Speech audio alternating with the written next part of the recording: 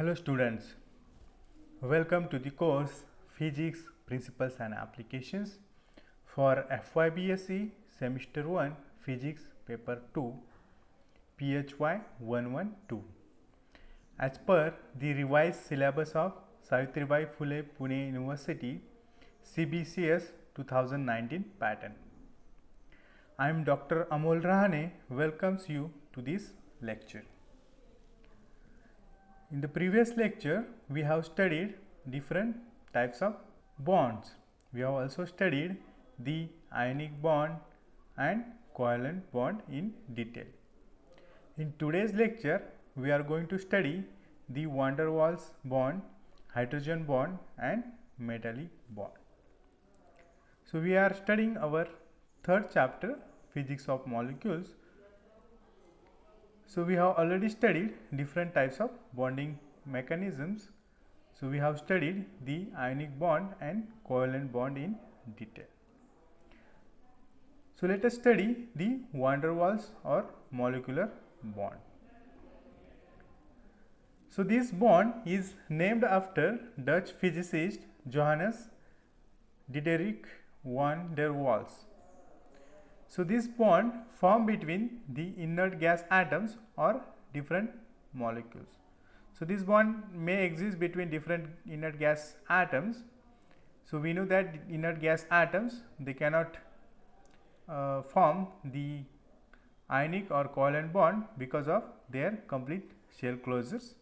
So, such gas atoms or rare gas atoms they form the van der Waals bond. So, this kind of bond is also exist in between different molecules. So, therefore, it is called as a molecular bond. It is a weakest kind of bond. So, it is weaker than the ionic and covalent bond as well as all the other types of bonds. All the atoms, molecules or even inert gas atoms exhibit weak short range attraction force between one another called as van der Waals force, and the bond formed by this weak short range attractive force between different atoms or between atoms of the same or different molecules through weak electrostatic attraction is called as van der Waals bond. This bonding occurs for those elements or compounds whose electronic configuration is such that little electron transfer takes place between their atoms. That means their electronic configuration is such that only small amount of electron transfer can take place, and therefore this kind of bond will form. In a noble gas atom, their outer electronic shell is complete. Therefore, in that case the primarily bond like ionic or covalent bonds cannot be formed because such bonds formation requires adjustment of valence electrons, which is not possible in the case of noble gases. Therefore, a weak interaction force exists between atoms of noble gases. These forces are called as van der Waals forces. In case of noble gases, they are the only interact. Similarly, in the case of molecules, the van der Waals forces are due to resultant of the weak electrostatic attraction between the nucleus of one atom and the electrons of the other, and electrostatic repulsion between electrons of one atom and electrons of the other atom, and the resultant force will give rise to the van der Waals force or van der Waals bond. So, these interaction they include dipole-dipole interaction, dipole-induced dipole interaction and London dispersion forces.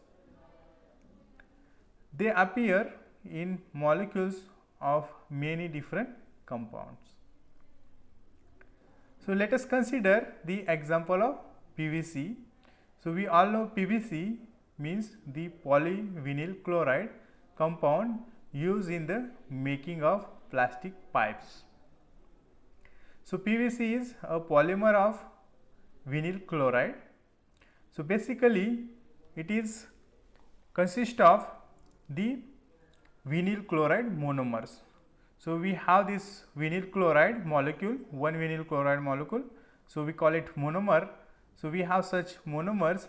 When these monomers they come together, the bond carbon carbon double bond in between them, that bond breaks, and these monomers form a polymer, or it is if they form a chain, right. So it is a polymer of vinyl chloride, right. So polymer of vinyl chloride is formed where the carbon atom has one carbon atom has one chlorine atom on one side and hydrogen atom on the other side, whereas the adjacent chlorine carbon atom has two hydrogen attached to it, right. So since this kind of bonding is formed, so we know that the chlorine atom is more electronegative than that of the hydrogen atom, and because of that the chlorine atom attracts the electron pair between this carbon chlorine bond towards itself, right. So because of that this electron pair is attracted more towards the chlorine than that of the carbon. Similarly, in the case of hydrogen, the electron pair is attracted more towards this side, carbon side, and because of that this slightly negative charge is developed on the chlorine atom and slightly positive charge is developed on this hydrogen atom on the opposite side. So when such polymers, when two such polymers they come closer, in that case they form the bonding, right. So let us consider this HH atom here. So in the case of the PVC material, so this Cl of one carbon which it will attach with the hydrogen of another carbon, right. So a weak bond will be formed between the hydrogen and chlorine atom, and this kind of bond is called as van der Waals bond. So let us study the properties of van der Waals bonded crystals. The van der Waals bonds are weakest bonds among all other bonds. The van der Waals crystals have low melting and boiling points. They have very weak mechanical strength. The van der Waals solids have no valence electrons, hence they are good insulators. The van der Waals crystals are soluble in both polar and non-polar solvents. The van der Waals bonds are responsible for liquefaction or solidification of inert gases. They have no directional characteristics. They are all short range forces, and hence only interactions between the nearest particles need to be considered instead of all the particles. So van der Waals attraction is greater if the molecules are closer. That means the van der Waals bonds are short range bonds. That means the bonds will be formed between the nearest neighbor atoms only, right. And when the nearest neighbor atoms they are closer to each other, then they only the van der Waals bond will be formed, right. The van der Waals forces are independent of temperature except for dipole-dipole interactions. Let us study the hydrogen bonds in detail. A hydrogen bond is formed due to the weak electrostatic force of attraction between the lone pair of an electronegative atom and a hydrogen atom that is bonded to another electronegative atom like nitrogen, oxygen or fluorine. That means in the case of hydrogen bond, what we have a molecule that which contain a electronegative atom like nitrogen, oxygen and fluorine, which is bonded to an hydrogen atom. This hydrogen atom will interact with another electronegative atom of another molecule through hydrogen bonding. So the hydrogen bond is a type of dipole-dipole interaction formed between a hydrogen atom from a molecule or a molecular fragment, call it XH, in which X is an electronegative atom, and an atom or a group of other electronegative atoms, we call it Y, having a pair of non-bonded electrons in the same or a different molecule. Such a bond is usually denoted by X bonded with hydrogen, X covalently bonded with hydrogen. So, this X is an electronegative atom, and this hydrogen, that will be hydrogen bonded with another electronegative atom Y. In a H bond consists of an electronegative atom, nitrogen, oxygen or fluorine, called as the hydrogen bond donor, and that is bonded with the H atom through covalent bond, and another electronegative atom bearing a lone pair of electrons called as the hydrogen bond acceptor. That means the electronegative atom in the molecule, that is, we call it hydrogen bond donor, that is attached to the hydrogen atom, and another electronegative atom from another molecule that will interact with the hydrogen atom in this molecule, right. So, each electronegative atom, so we know that nitrogen, oxygen or fluorine, all these they contain a lone pairs, right, and therefore they can interact with the hydrogen atom in the molecule, another molecule, and they act as a hydrogen bond acceptor, right. So, such an interacting system is generally denoted by this DN, so donor covalently bonded with hydrogen, and this which is hydrogen bonded with the acceptor atom, right. So, where the solid line denotes a fully covalent bond and the dotted or dashed line indicates the hydrogen bond. So, in general I can write the A atom is covalently bonded with hydrogen, and this hydrogen is hydrogen bonded or weakly bonded with the B atom. So, here A and B are electronegative atom. So, here A is different than B, or sometimes this A is same as B, and therefore, we can write A is covalently bonded with hydrogen, and this hydrogen is weakly bonded with another electronegative atom, and therefore, we can have this kind of bonding. So, where A and B are nitrogen, oxygen or fluorine, any of the three atoms.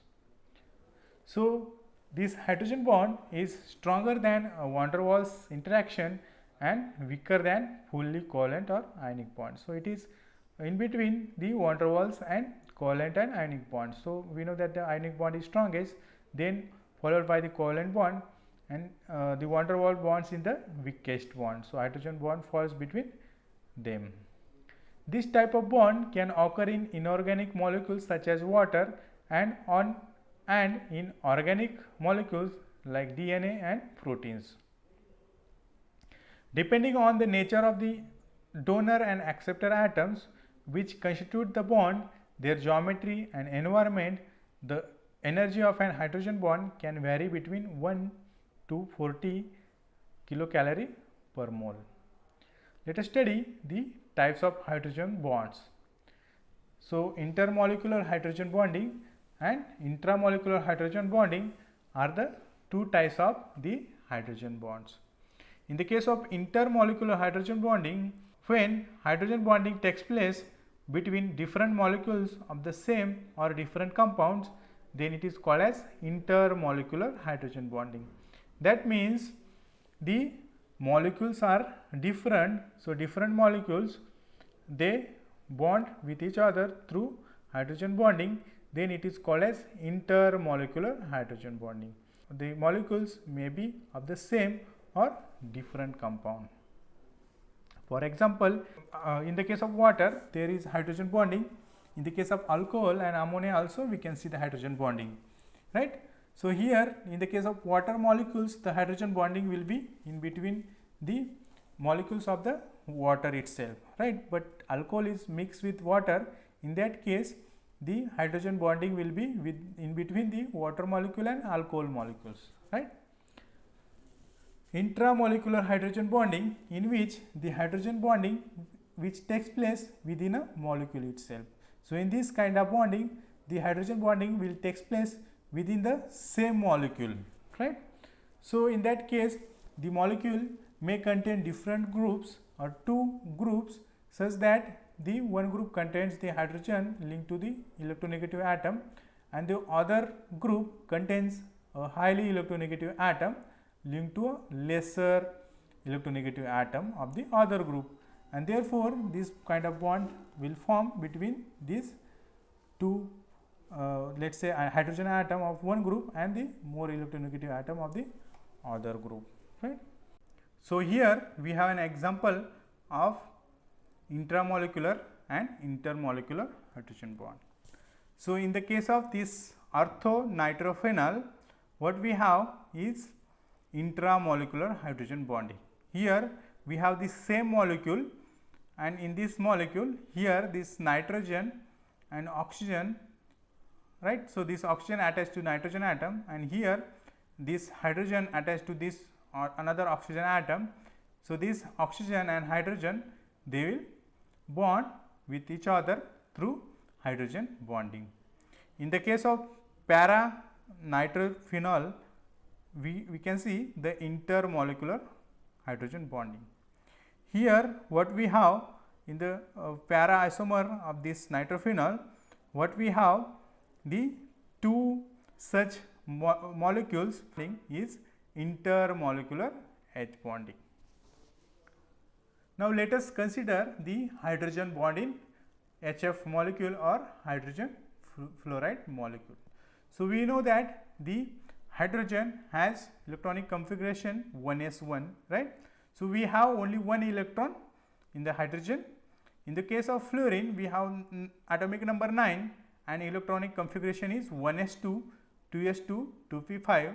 That means the outermost shell or 2 second shell which has 7 electrons, right.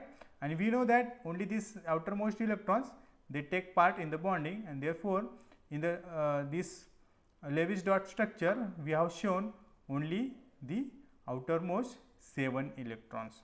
That means the hydrogen atom either can take 1 electron or it can donate 1 electron, right, and fluorine need 1 electron, right.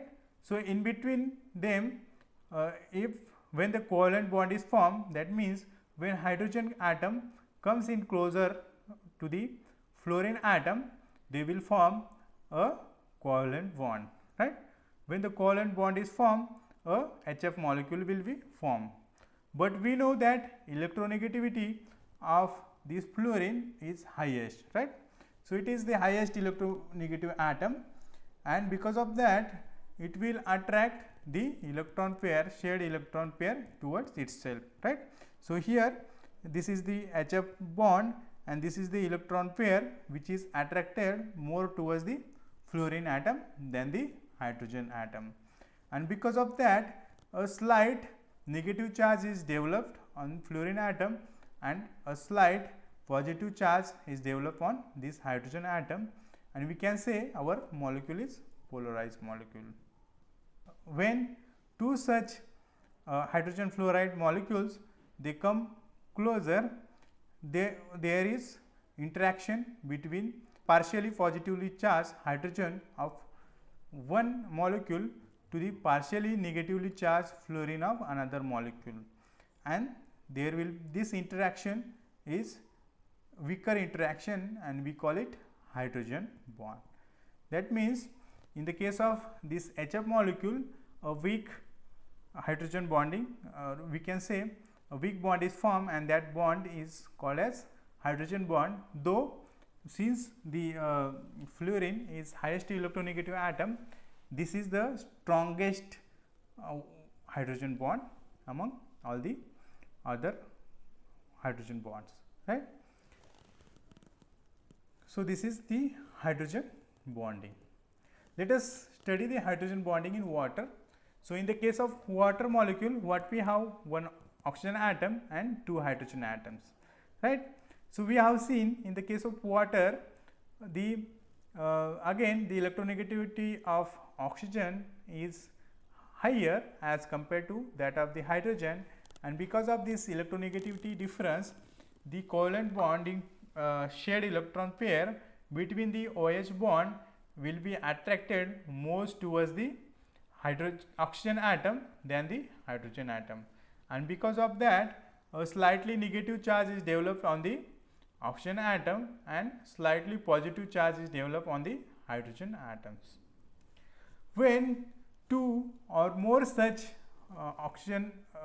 when two or more such water molecules come closer, so in the case of water, what we have, the partially positively charged hydrogen atom of one molecule interact with the partially negatively charged oxygen atom of the other molecule through weaker bonding, and this kind of bonding is called as hydrogen. Each such water molecule can interact with 4 other water molecules through the hydrogen bonding, right? So this is one of the example of hydrogen bonding, because one oxygen can interact with 2 hydrogen atom through hydrogen bonding, because a slightly double negative charge is developed on the oxygen atom compared to that of the hydrogen atom, and because of that the oxygen will interact with 2 hydrogen atoms of 2 different water molecules. So this is the hydrogen bonding in water molecule. Let us study the properties of hydrogen bonds. First one is the solubility. So we know the lower alcohols such as methyl alcohol, ethyl alcohol are soluble in water because of the hydrogen bonding which can take place between water and alcohol molecules. Next property is volatility.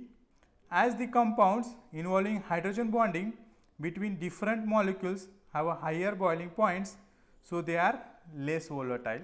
Another property of hydrogen bonds, that is viscosity and surface tension. The substances which contain hydrogen bonding exist as an associated molecule, so their flow become comparatively difficult. They have higher viscosity and high surface tension. Another property of hydrogen bonds is the lower density of ice than water. In the case of solid ice, the hydrogen bonding gives rise to a cage-like structure of water molecules. As a matter of fact, each water molecule is linked tetrahedral to 4 water molecules. The molecules are not as closely packed as they are in a liquid state. When ice melts, these cage-like structures collapses and the molecules come closer to each other. Thus, for the same mass of water, the volume decreases and density increases. Therefore, ice has a lower density than water at 0 degree Celsius. That is why ice floats. Another property of the hydrogen bonds is high melting and boiling points. The compounds having hydrogen bonding show abnormally high melting and boiling points. The high melting and boiling points of the compounds containing hydrogen bonds is due to the fact that some extra energy is needed to break these bonds.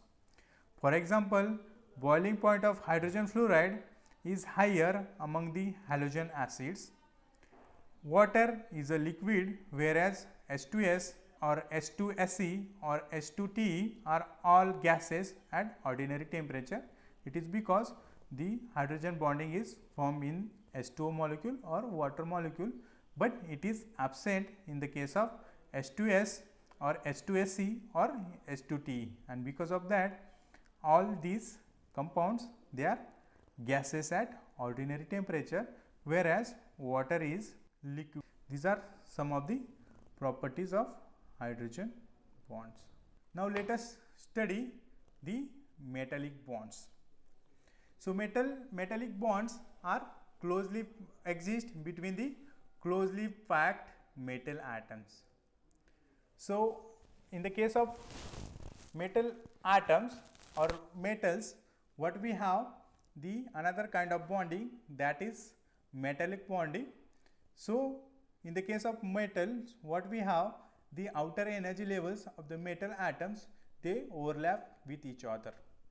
So the valence electrons can move and flow freely throughout the substance, and a force of attraction between a positively charged metal ion and the electrons in a metal is called as metallic bond. So many properties of metals such as conductivity, ductility and malleability result from the freely moving electrons in the metal.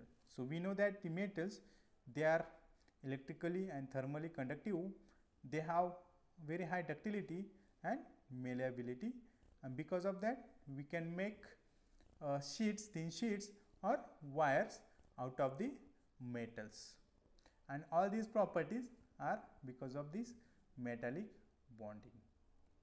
So let us see what we have here, the ion cores in the case of metals.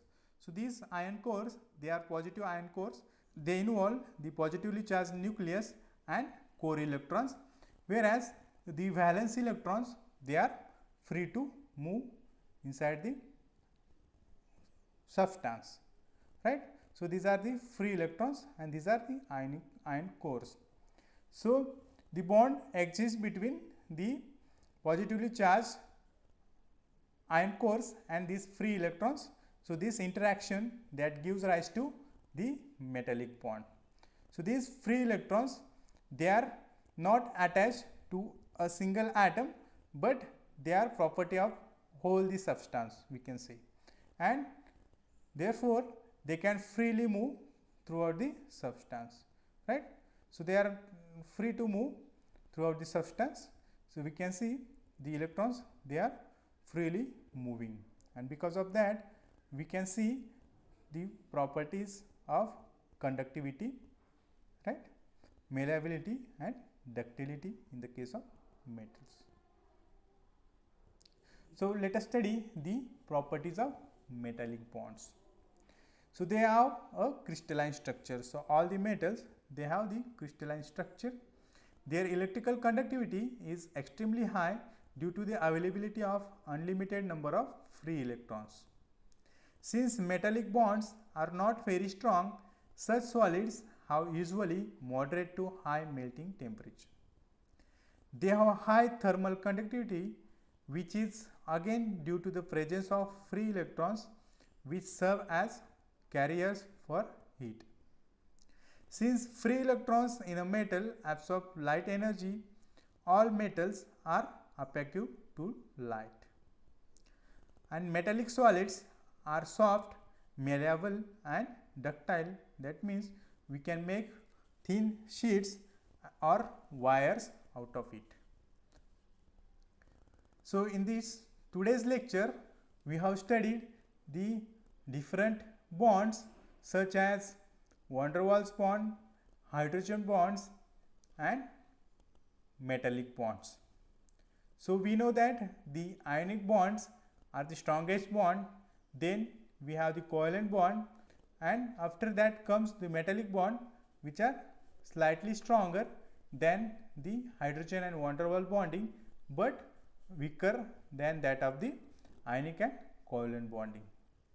In the case of hydrogen bonding, the bond is formed between the hydrogen atom attached to one electronegative atom and another electronegative atom of another molecule when come in contact with that hydrogen atom. So this hydrogen bond is weaker than the metallic bond, but it is stronger than the van der Waals bonds. That means the van der Waals bonds are the weakest bonds, but they exist between the inert gases and they are responsible for the liquefaction or solidification of inert gas atoms. Thank you.